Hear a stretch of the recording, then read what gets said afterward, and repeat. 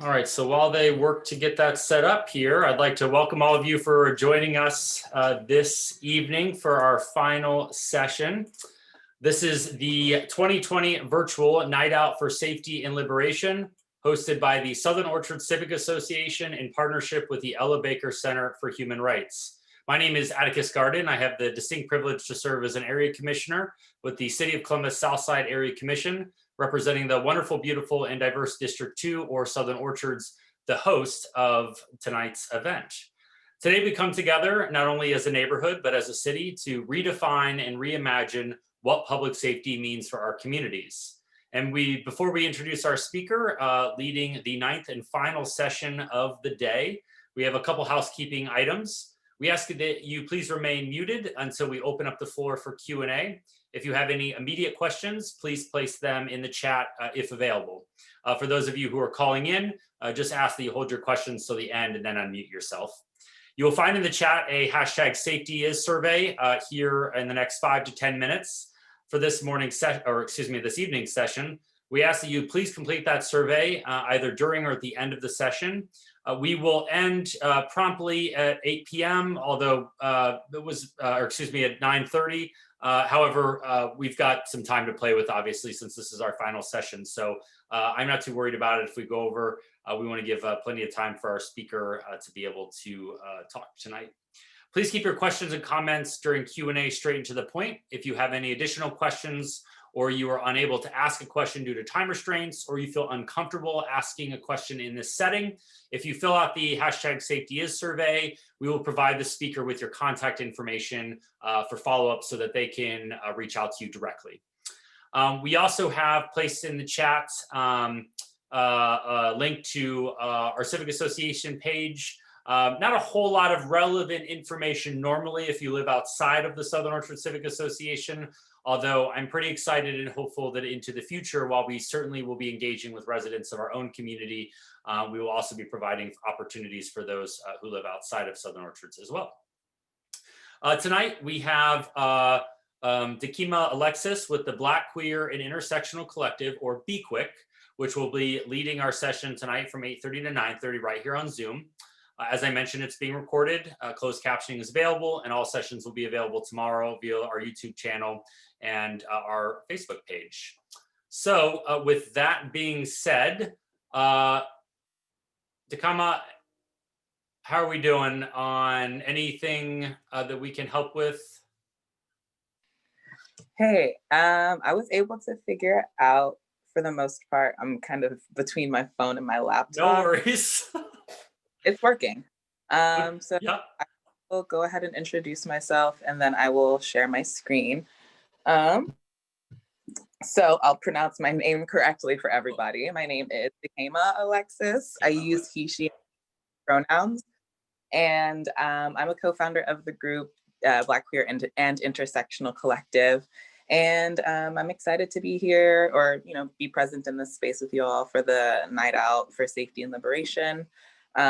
Today, I'm going to be giving a talk on the history of the United States police state using a Black, queer, and trans lens, and then giving a brief overview of abolition. And I say brief because abolition is such a wide, it's a wide range of skills, movements, topics. So I'm going to just give y'all an overview, and also we can think through together the possibilities of abolition here in Columbus. So one moment while I share my screen.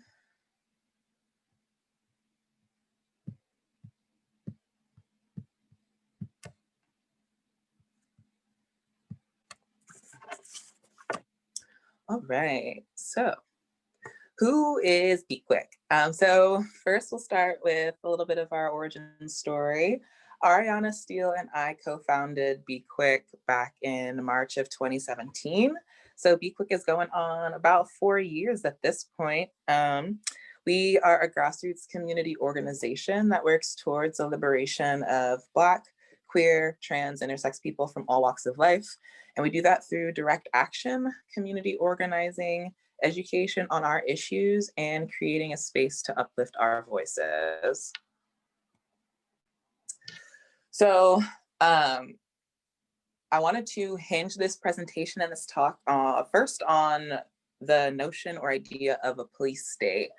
I'm not sure if people have heard of this term before, but maybe I can just ask a couple of questions and you can, make noise or wave your hand, say something in the chat. But just to think about how commonplace the police are in our lives. So you can send an emoji or wave your hand, make a gesture if you have seen a cop in the past week.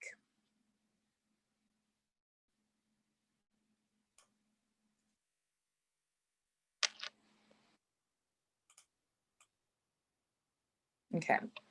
What about if you have seen a cop in a hospital?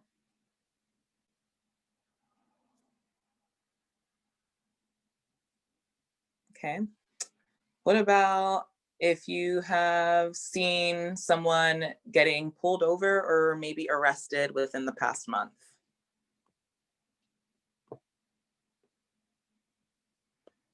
All right. So I see a lot of gestures, I see a lot of hands, things of that nature. So these are many different, talking about like the general public sphere, we're thinking about public institutions, just commonplace examples of seeing the police. They have very much so seeped into every aspect of our lives. And if we want to get into the official definition of a police state is any state or country that relies primarily on police and prisons to control some or all of the population, or a state dependent on fear to keep people in order. Very well could say that the United States is a police state because we very much so do rely on police presence to instill fear in people, or have them around in hopes that people will behave differently. We can think about that as an example of that. It would be increased police presences in Black and Brown neighborhoods in hopes that these people they consider to be more criminal won't commit crimes as they've defined it. So yes, we've seen police in every area of our lives, and it's especially becoming apparent as we've heard more and more calls for abolition over the last few months. But I think it'd be helpful to do a brief overview of, how did it get to this point? Because policing wasn't always an institution. It had to grow and develop over time to truly take root and entrench itself within our society. So it's really important also to note that the fight for abolition and the fight against police and all other oppressive structures, they are, these fights have to be intersectional or else they won't work. They will leave out entire communities if they are not intersectional. So Black, queer, and trans people and our intersecting identities, they're often left out of discussions on the violence of policing, even though due to our intersecting identities, we are more vulnerable to police violence and all other forms of violence that policing supports, like white supremacy, like capitalism, homophobia, transphobia, misogyny, so on and so forth. It's important to also know that the Black Lives Matter movement and its founders, the people responsible for the global network, they were all Black, queer, and trans women, Black, queer, and trans people. And it, also as we hear conversations around say her name, like the hashtag that's been going around, that hashtag was created very specifically to uplift those who are not being uplifted in conversations around police violence, namely Black women. So anytime you hear somebody or a crowd say his name, that can be seen as a blatantly disrespectful co-op because it's recentering people who had already been centered in these discussions in the first place. So how did policing in the United States start? Like I said before, it wasn't always an institution. Up until the mid-19th century, what we consider police officers were actually just volunteer-based groups in colonial America. They were heavily influenced by the form of police that the British had at that time, and they were developing their own modes of policing at the same time. And in both instances, so in both Great Britain and here in the United States, constables or otherwise more supervisory people had to be hired on to monitor those volunteer-based groups, because they would often be goofing off, they would be drunk or otherwise not able to patrol and control the people that they were supposed to be patrolling and controlling. As populations grew during that time in different cities and various types of conflicts erupted, centralized police departments came together in more formal ways. And though I'm not a fan of binaries in particular, I think it would be helpful for the next part of our discussion to be split up in the binary of northern states versus southern states. So in the northern states, police departments primarily emerged in large cities to manage crowds and protect businesses. And I believe the first police department ever was established in, not ever, in the United States, was established in Boston in around 1833.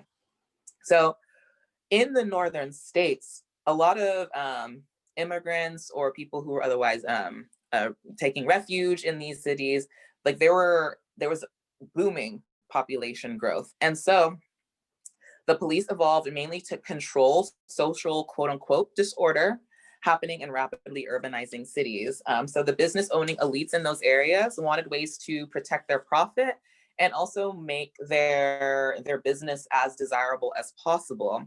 And they considered, the underclass at that time. So Black folks, poor folks, immigrants and refugees, they considered that underclass to be undesirable. So they would often work with police officers and hire them to patrol the neighborhoods and more or less clean up the trash, have them either just move them out of the way, arrest them, brutalize them, so that they would no longer want to remain present in that area, and it was therefore more profitable.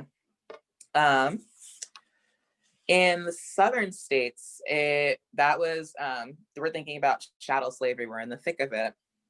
And in South Carolina, slave patrols existed as early as the 1680s to 1700s. And these slave patrols are what seamlessly turned into policing and police departments years later.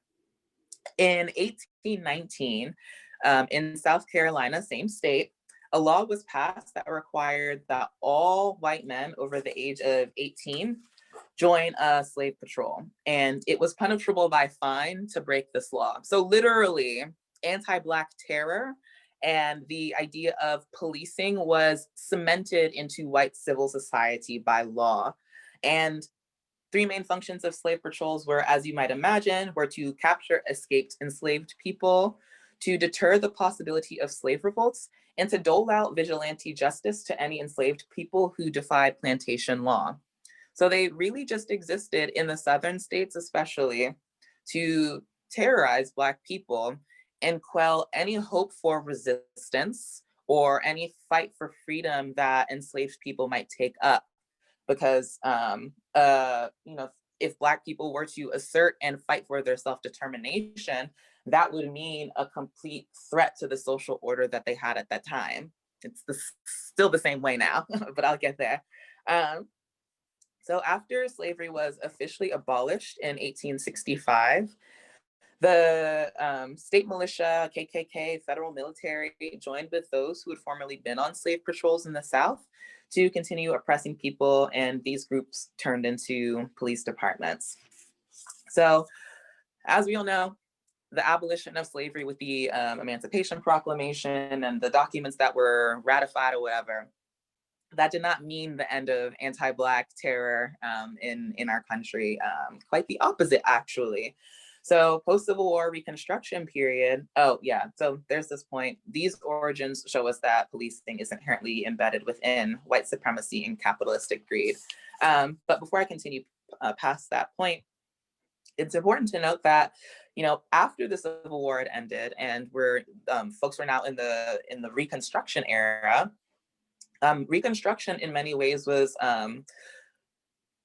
I don't want to say more brutal than the era that folks had just lived through, but brutality just took a different form.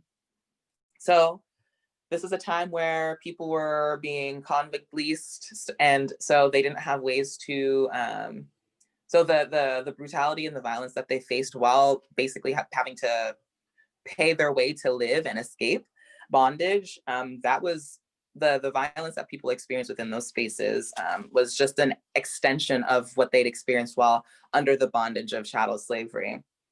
And because of the mounting racial tensions that were happening due to the law abolishing slavery, in many different cities, riots were breaking out. Very specifically in 1866, Memphis was breaking out in riots, and the police at that time were using widespread physical and sexual violence to control newly freed Black folks. And just to give y'all that intersectional lens that I was talking about, one of the people who was raped during that police reign of terror was a Black trans woman named Frances Thompson. And she is known as one of the first trans women to ever testify in front of Congress, because she went and told her story about the way she had survived this very intense period and instance of police violence. And when we think about how policing is just an extension of like slave patrol and the control of Black people and Black mobility, that is precisely what masters would do to enslaved folks on plantations or wherever they would put enslaved Black people to work. They would use sexual violence as a way to control and repress. Also in 1866, were riots that happened in New Orleans, and this the police violence here was a very specific response to the Black resistance that was coming together, an organized labor movement of recently freed Black folks, and also those Black folks who'd come back from fighting in the Civil War. So because the police officers at that time saw that as a threat to the social order, organized Black resistance, they took it upon themselves to enact mass violence against Black residents of New Orleans at that time. And there were many other examples of growing anti-Black violence during that period of time. And many of these riots led to the passage of the 13th to the 15th Amendments, also known as the Reconstruction Amendments. And for those who don't know, the 13th Amendment specifically, it just reinscribes slavery as punishment for a crime. So this is where we really see, the bondage of Black folks. It just starts to morph into different ways. It's the same thing, just under a different name. So the slave codes just seamlessly morphed into Black codes as a way to, again, control, patrol, and repress Black people, their liberty, and their self-determination. Let me see. So as policing evolved during the 19th century, so did the concepts of crime and criminal. Poor people, Black people, immigrants, they were considered to be part of a dangerous underclass. And of course, we have to bring in other identities like race or gender and sexuality, because that also played a major part in who was considered to be more criminal. And for a long time, queer and trans people have considered to be more deviant and have always challenged the order, the status quo. So do people know who Mary Jones is? Say yes or no in the chat, give a thumbs up.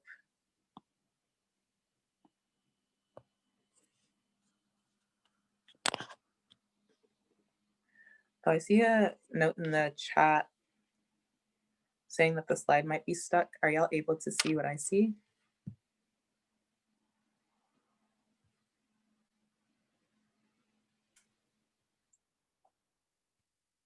I can see who is a criminal with the bold writing underneath. Who knows who Mary Jones is? It looks good.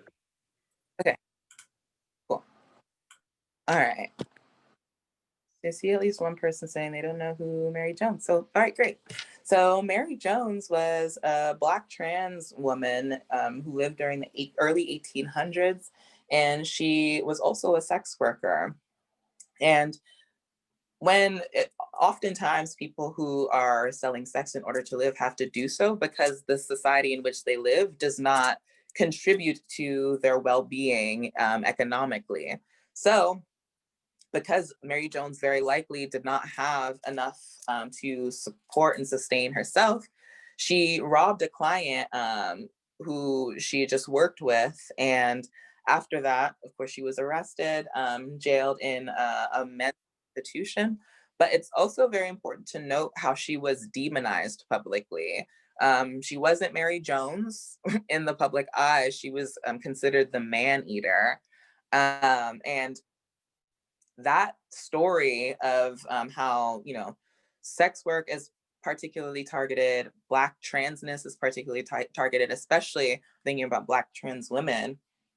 That is just one example out of a constellation in which gender, sexuality, and race and class, all of these things have intermingled to produce more violence underneath a police state. And 1848, so that's a picture of her. Okay, the man monster, my apologies, not the man eater. So literally calling her a monster for trying to take care of herself. And this is also a not so fun fact that I like to share, is that 1848, a law was passed in Columbus, Ohio, so where we are now, that forbade a person from appearing in public, quote unquote, in a dress not belonging to his or her sex. This law served as the inspiration for many other similar laws being passed in other cities across our country.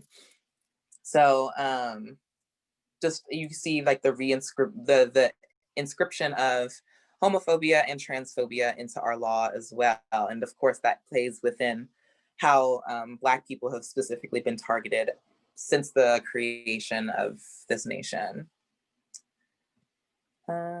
So yeah, those pictures from what I was talking about earlier.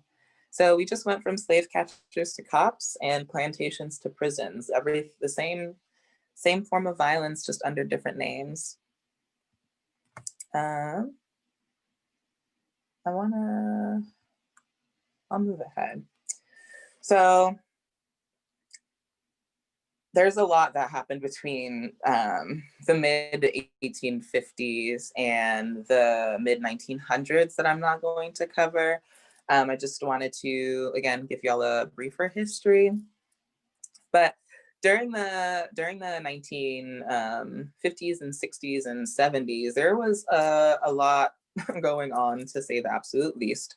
But I think I wanted to add some additional context to this presentation that I have not had before. So on the slide, I have a picture of Marsha P. Johnson on the right and another protester who is unidentified.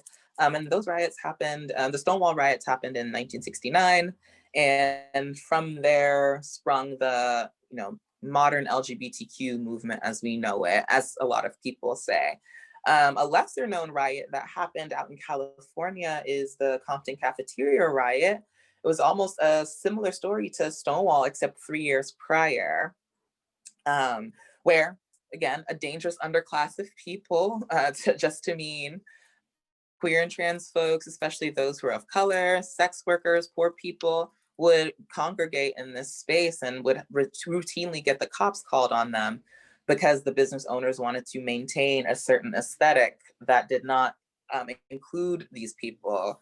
And so one day they'd had enough and rose up. And, I think the story often gets lost within the discussion of queer resistance because Stonewall was a major flashpoint. And so, that's something that often happens to stories. But the additional context that I wanted to add is, this is the 60s. So of course there are other larger movements that are happening around this. We have the fight for civil rights, the civil rights movement being led, of course, by Black people, especially Black women and Black queer and trans people. But after this, we see both the war on drugs start to take a rise, as well as the Black Power movement. And the Black Power movement was a time where even more militant and revolutionary Black-led groups were fighting for the cause for Black self-determination and the right to live truly freely. And from that era and from that work, we saw groups like the Black Liberation Army, we saw groups like the Black Panther Party, MOVE, all of these different really radical left-thinking principled organizations that were often based in Marxist thought. During this time, we saw a similar trend of policing and police presence being used to quell Black rebellion. I mean, of course, we saw this during the civil rights movement, where cops were out in force, but the ways in which it grew and transformed during the Black Power movement, we saw COINTELPRO being created to specifically infiltrate and break apart Black movements, literally killing Black men, Black people who were involved in the movement. And I'm not laughing to be like flippant, it's just kind of have to laugh to, keep from getting to just like trying to like not despair about these conditions because they still persist today. But yeah, very targeted responses from the state to continue the threat to Black life and liberation. And so I just wanted to add in that extra context for this period of time. And then, as I mentioned, with the war on drugs, that continued to add to this reign of increased policing, increased police presence, and increased particularly incarceration of specific populations and communities of people. So here's a quote from Angela Davis, and she's saying, these social problems, meaning like illiteracy, poverty, things of that nature, these social problems are often veiled by being conveniently grouped together under the category crime and by the automatic attribution of criminal behavior to people of color.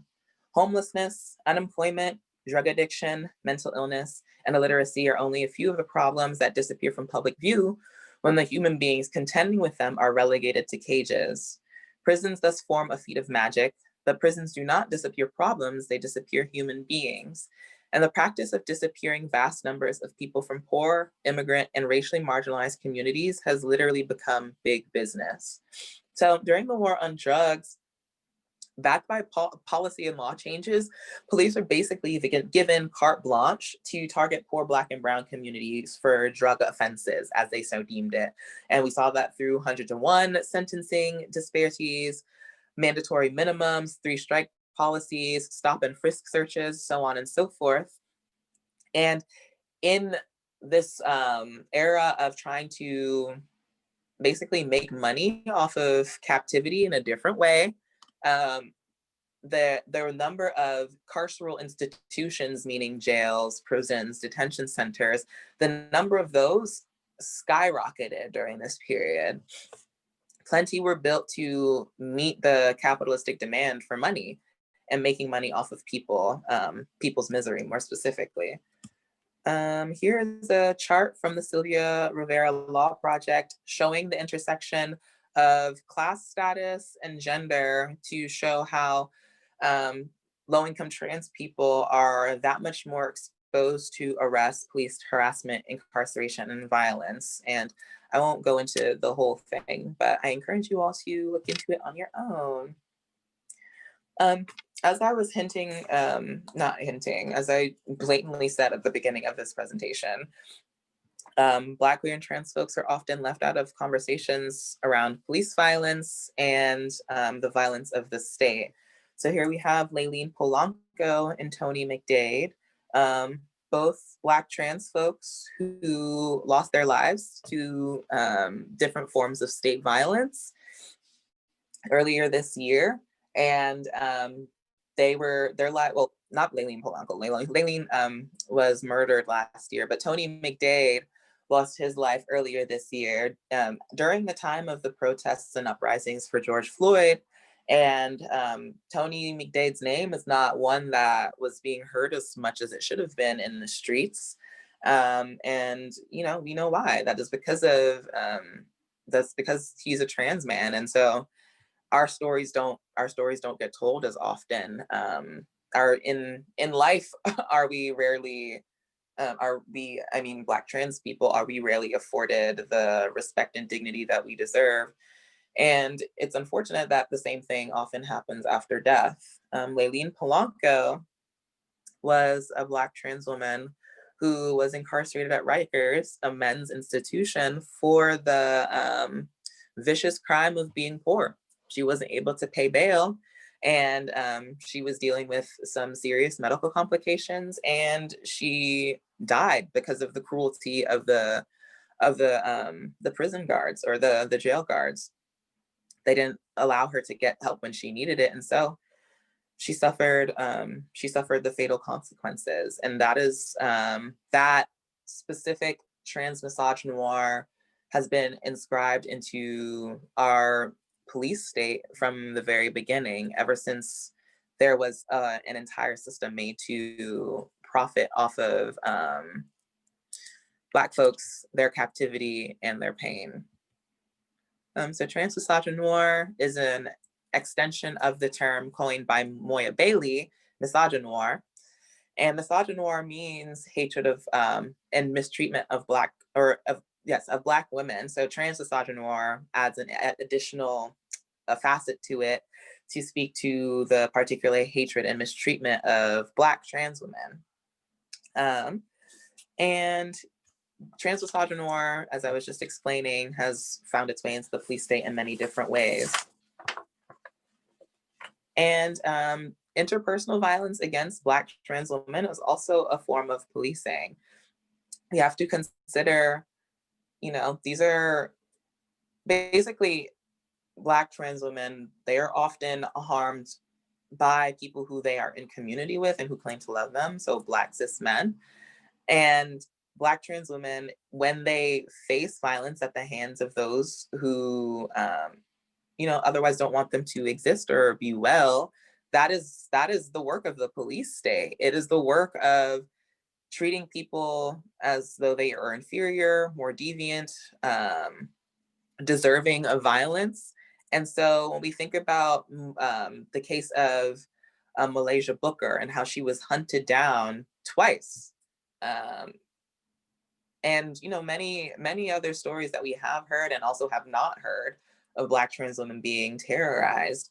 This is a direct reflection of the conditions under which we exist, where a police officer can kill somebody without consequences. And we can regularly expect for that to happen, as we did with, as many people did with the Breonna Taylor decision recently. Police state shows up, as we said earlier, in different spheres, and that's no different with schools. And there's local organizing here by the group CPD out of CCS. I know that they spoke earlier, and they are doing work to challenge the school to prison pipeline here in the city. So if people have not been following the work that they're doing, I highly encourage you to stay plugged in. They were trying to cut the contract, get the school to cut the contract between that they had with CPD. And though I know they had some successes in that regard and with creating a task force, we also know that Columbus City Schools kind of reneged on their word by inviting Columbus Police to be present at school events, or some certain school events, which still presents a direct threat to the safety of students, especially those who are multiply marginalized. And it's important to note also that you can't spell police without ICE. So law enforcement and immigration enforcement go hand in hand. The prison industrial complex, which I haven't defined yet, but it's the overlapping interests of government, industry, and it relies specifically on policing, surveilling, and imprisonment. So because there are overlapping interests, it makes sense that, the monitoring and control of some populations would work hand in hand with the monitoring control of other populations. Policing in many, many, many ways is a global issue because anti-Blackness is global, capitalism is global. All these different systems have intermingled and built cross-border transnational connections. And so ICE regularly collaborates with police departments to, target, detain, and deport undocumented people. This is a way of enforcing borders and, continuing the violence of xenophobia and, other types of oppression. And of course, there are going to be Black, trans, and queer immigrants. And so you can expect that they're living at the intersections of multiple forms of oppression. I'll skip ahead. So hopefully it's not clear that the police only exist to terrorize our communities. And so take the next bit of this presentation to think about, talk through how we get free.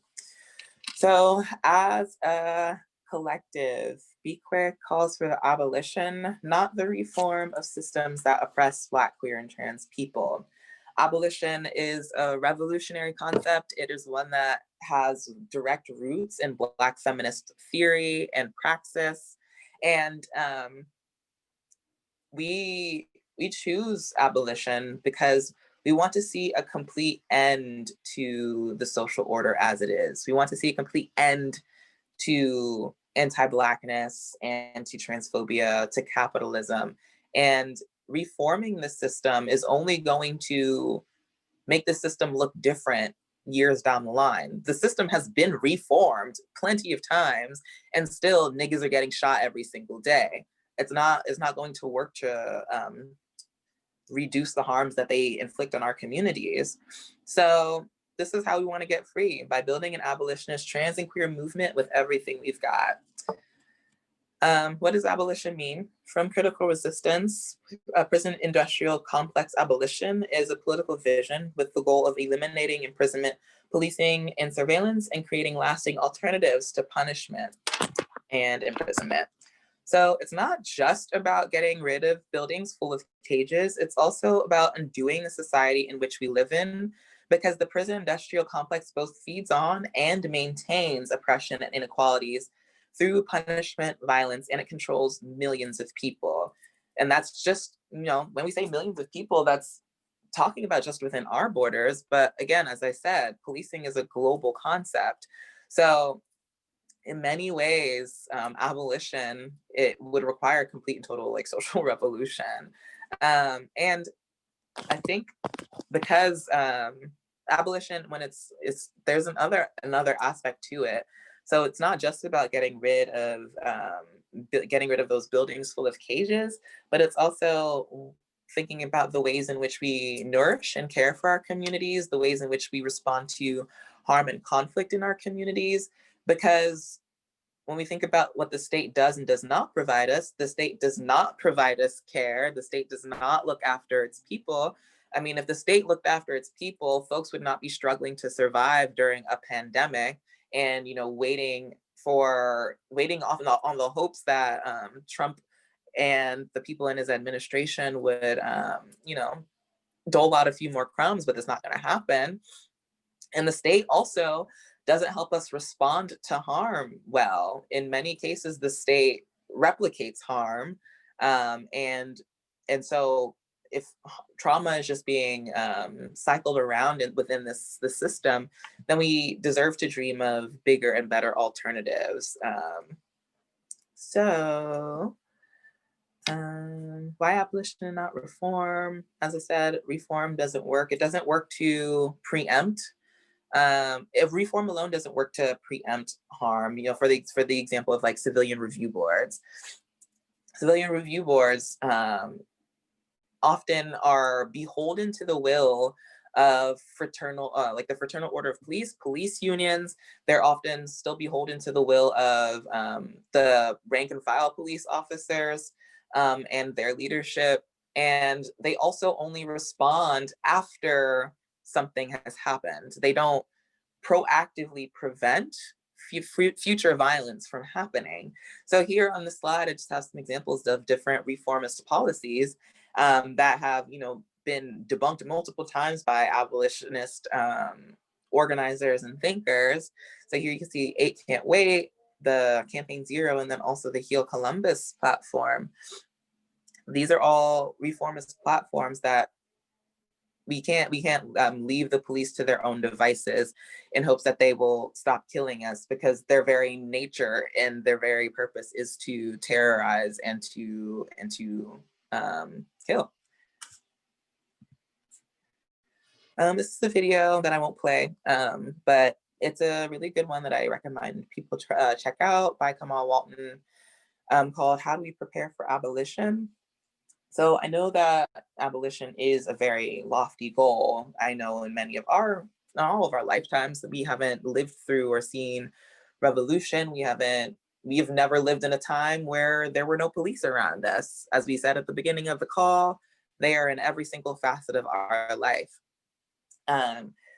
But that said, we again deserve to dream of a world and work towards a world in which we are not constrained by forces that are specifically designed to threaten our lives. And I know for certain that my ancestors were not pulling for reform slavery or for Black slave patrol. They had bigger dreams than that. Black folks, our ancestors have been wanting to be free and fully free. And that is where our sites have been oriented for centuries. So 8 to Abolition is an example of an abolitionist campaign that came out kind of around the beginning of the uprisings this year. And this platform has pragmatic, actionable steps and items that can be worked on by people who are in community with each other to lessen the scope and the power of the prison industrial complex and put that power back in the hands of the people who have been disempowered for too long. And here are some examples of non-reformist reforms. Reformist reforms. So body cameras, increases funding to police. It doesn't challenge the notion that police increase safety. Ideas of community policing, the idea that police officers just need more training and then they'll stop killing Black folks. That's a fallacy. It's falsehood.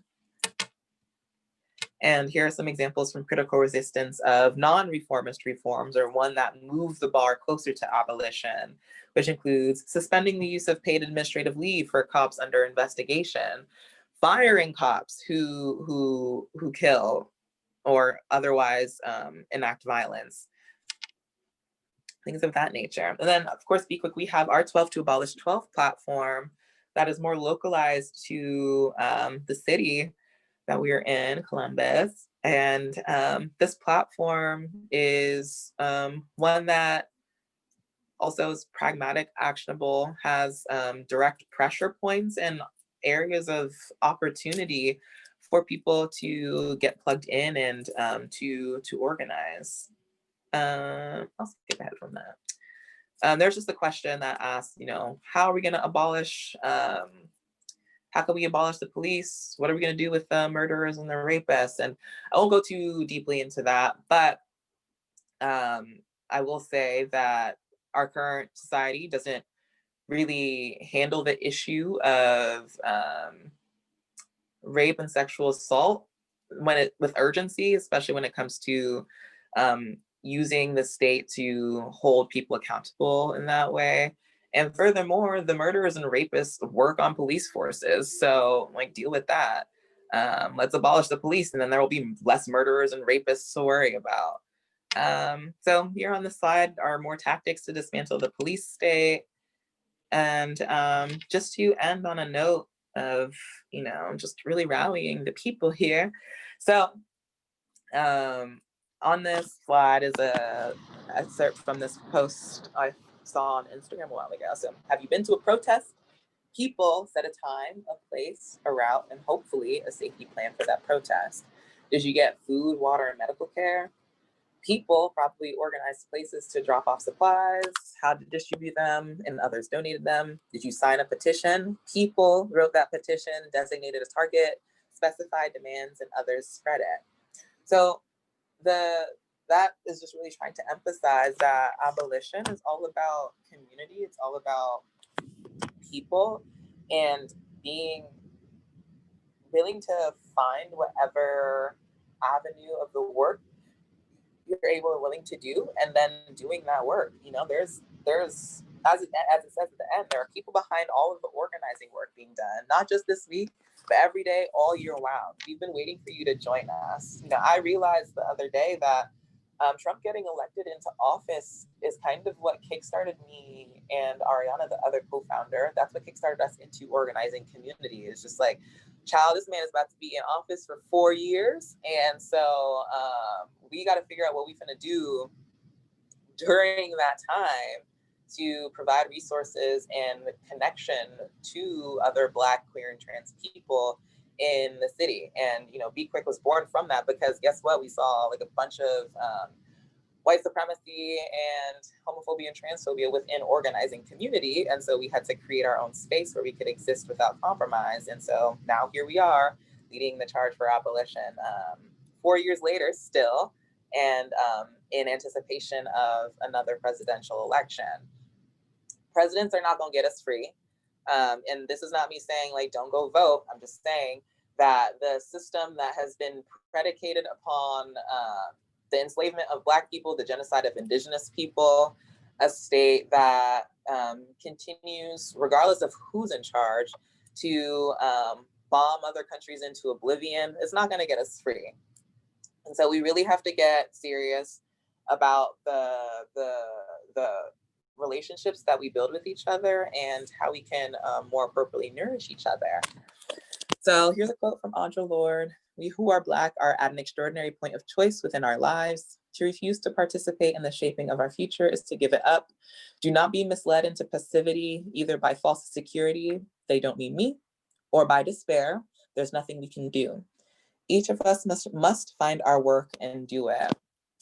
Abolition is ancestor veneration. It is revolutionary work. It is dream work, faith work, and it's something that we all, especially when I'm saying we all, I mean Black people, that's something that we deserve to believe in. Like, we deserve to believe in a world where we are not existing in bondage. And so another quote that I wanted to mention, abolition is also not some distant future, but something we create in every moment where we say no to the traps of empire and yes to the nourishing possibilities dreamed of and practiced by our ancestors and our friends.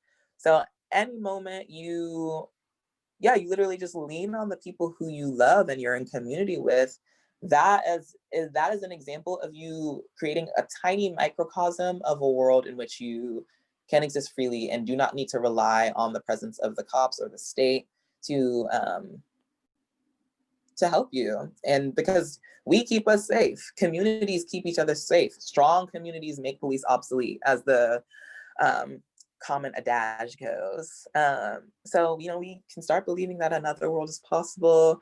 We as Black, queer, and trans people have the power to collectively dismantle the systems that are killing us. And I think the final thing that I'll just end on is that, you know, real change comes from the people. We believe in bubble up liberation and not trickle down change.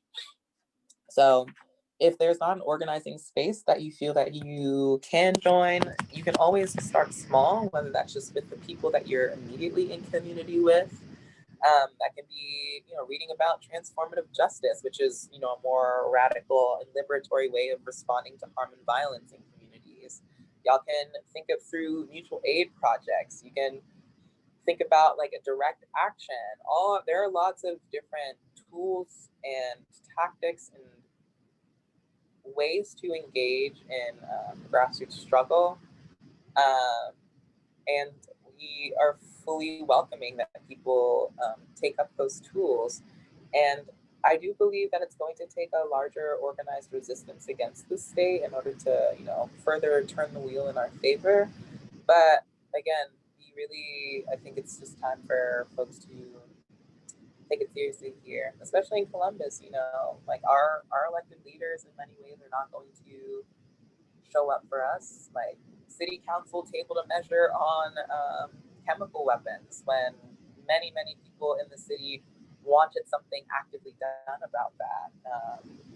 We recently heard that the complaints submitted during the protests from earlier on this year were unfounded. My homie Sarah mentioned, those who, and this is an Ida B. Wells quote that my homie Sarah has brought up, but those who commit the murders write the reports. And so, again, just to reemphasize, we can't rely on the state to get us free. We gotta look to each other to engage in the work, no matter what that work may be. And that'll be the end of my presentation for tonight, and open to whatever questions people might have. Yeah, absolutely. If anybody has any questions, as a reminder, just speak your truth, but please keep it to the point. If you're able to, you can also place any questions in the chat. And Charlie says, "Whew, thank you. This was dope." Would love to open up the floor. You can also just unmute yourself as well if you have any direct questions. I have one, if that's okay. Absolutely. Yeah. I was just wondering if you saw abolition as having to change institutions other than the police as well. So in particular, I'm thinking about the school. Like schools have police in them, but even without the police, the methods and techniques which are generally used to discipline children are punitive, things like that. Yeah, I do see abolition requiring a multi-pronged and vast approach that will need to trickle into many different institutions, because not only is policing an institution of itself, but kind of in the ways that white folks had to become police officers in South Carolina in order to avoid fines. I think that the notion of like policing has been inscribed into people's personal behaviors, and the punitive nature of the state has been weaved into many different institutions. So it'll take a complete overhaul in many ways in terms of, like how do we relate to each other? How do we respond to harm? It'll take a trauma-informed lens where instead of, in school settings, treating kids like there's something wrong with them, and instead of asking the question of like, what's happening to you and like, how can I help? So it's a lofty goal that will require quite a bit of just like different approaches and people within different sectors and spheres of life working together and collaborating. Like abolition is a housing justice issue, because though apartment buildings might not have a police officer on hand, in many ways they do the work of targeting people and pushing people out for not being able to meet a certain economic, meet a financial demand. And I'm mentioning that because I'm thinking about the successes out in Philadelphia recently, where unhoused people were able to occupy homes, and after fighting it out, they won. And that was after facing like significant police repression and police violence and all that stuff. So that is just kind of, like one turn in the gyre towards, you know, abolition and rethinking the ways in which we relate to each other, how we relate to occupying space, and also how people get to take up space in the land. I don't know if that answered your question, but that's what came to Yes, it did.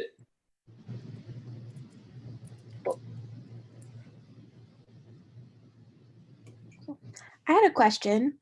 Yeah. Hey. Doing I'm good. How are you? good.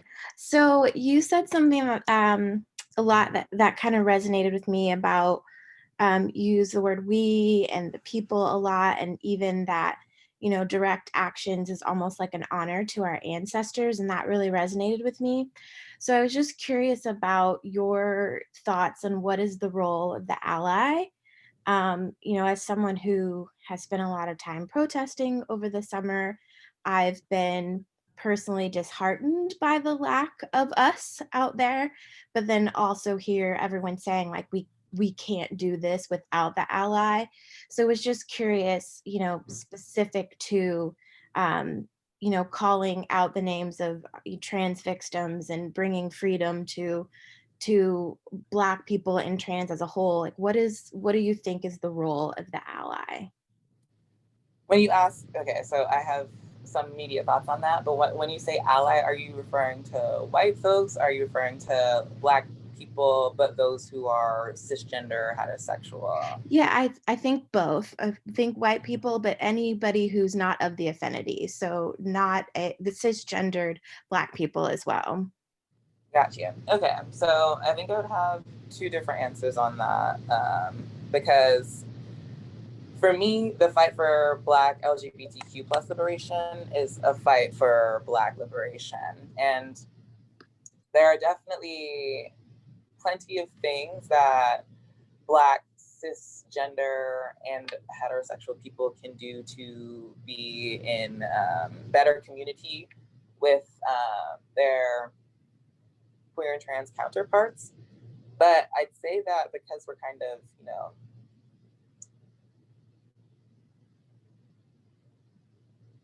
though the anti-Blackness we experience looks different ways because it's inflected by different things, like the fight that we're up against right now, which is, you know, like police violence overall, global anti-Blackness, and the ways in which like that anti-Blackness has spread throughout lots of other social sectors and spheres. I'm struggling with that. You know, like the idea of racial capitalism, like Black people will always bear the brunt of that. So for me, I feel less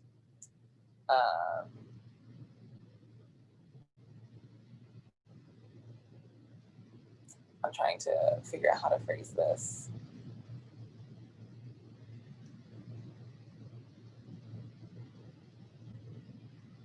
Like, yeah, there's work that Black cis het people can do to like reduce the amount of violence that they bring in. And because I see like the fight for Black, queer, and trans liberation as inextricable from the fight for Black liberation, like that, like my qualms with quote unquote Black allies are not the same that I have with white people who want to name themselves as such.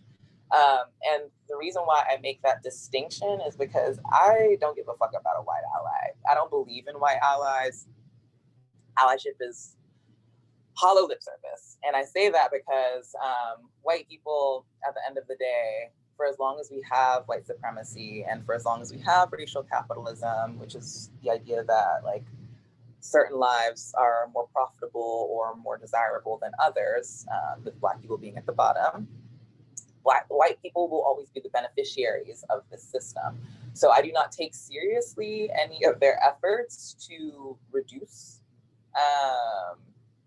the violence that they perpetuate.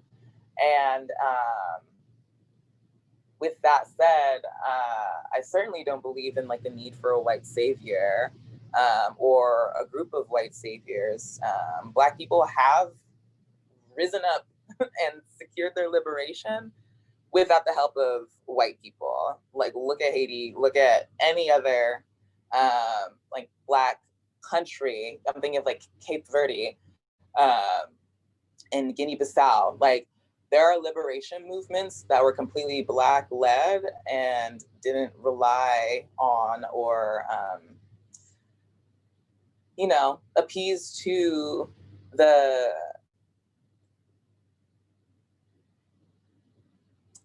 charity that like white folks are extending. If white people want to be serious about the liberation work, again, I'll have a hard time taking it seriously. But, you know, because we live in a system that puts Black people in a space where they cannot economically thrive, white people can start paying like Black people directly. White people can have conversations with their white counterparts about like their own racism. But as for the fight for abolition and the fight against police violence, and you know the ways in which police violence has transformed over the years from the institution of chattel slavery until now, like I believe in Black people and our ability to come together and make those decisions on our own, and also work through the intra-community harms of like transphobia, homophobia, so on and so forth, that are all extensions of the colonial project of chattel slavery. We didn't have transphobia and homophobia before white folks started enslaving Black people and Africans. So yeah, how do I feel about an ally? Fucking ally. Just do the work and don't look for any accolades for it. Especially if you're a white person trying to be in service to Black liberation. Speaking of which, if anybody here is white or cisgender, my Venmo is fuck all cops. You can send love offerings my way. Did I answer your question, Jamil? Yep, thank you. Mm-hmm.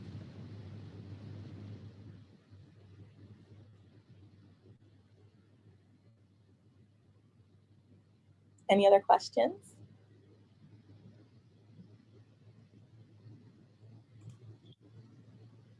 As I mentioned as well, the survey I just posted, and if there's a question you have that maybe you just felt uncomfortable asking in the setting that you felt you wanted to ask more one-on-one, happy to forward you. If you put your name and email in the survey, I will forward your question on, so that way it can be asked in a setting that is more comfortable for you. And so feel free to fill out that survey if you have any additional questions.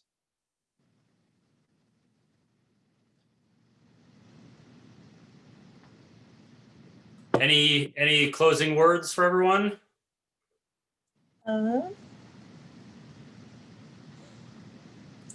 Say, listen to Black people, believe Black people, take care of Black people if you're in community with them. And yeah, the fight for liberation will be an ongoing one. As Angela Davis says, freedom is a constant struggle, something that's going to have to be defended and maintained. But as I mentioned earlier, there is a place for everybody within the struggle against these forces that be. There was a world without police. There was a world without colonizers. There was a world without the borders as we know it now, as we know them now, and we can exist in that world again. So, yeah, just I think those are my closing words. I hope everyone takes good care. And I want to thank Southern Orchards for having me tonight. Yeah, thank you for taking the time to join us, and again for coming and speaking and speaking your truth within the space, and grateful for everyone for joining us. This was our final session for the day. We had 10 sessions today, so grateful for many of you who joined us for each and every single one of them. And we will ensure that these sessions are posted tomorrow on our YouTube channel at Southern Orchards Civic, and also on our Facebook page. Again, no real particular need if you don't live in Southern Orchards to follow us. Follow the organizations who we invited to be a part of this work or be a part of this event today. this event was really aimed at just facilitating the necessary space to have these conversations. And so grateful for those of you who joined us, and thank you so much, and grateful. And send me a 1099 when you get a chance, if you don't mind. That way I can send you some monies. Yeah. Just email it to me whenever you get a moment. No, it doesn't have to be all that complicated. You've probably done it before, but yeah, thanks everyone. If there are no final comments, really grateful. Everyone have a wonderful evening, and thanks so much for joining us. Bye y'all, take care. Thank you.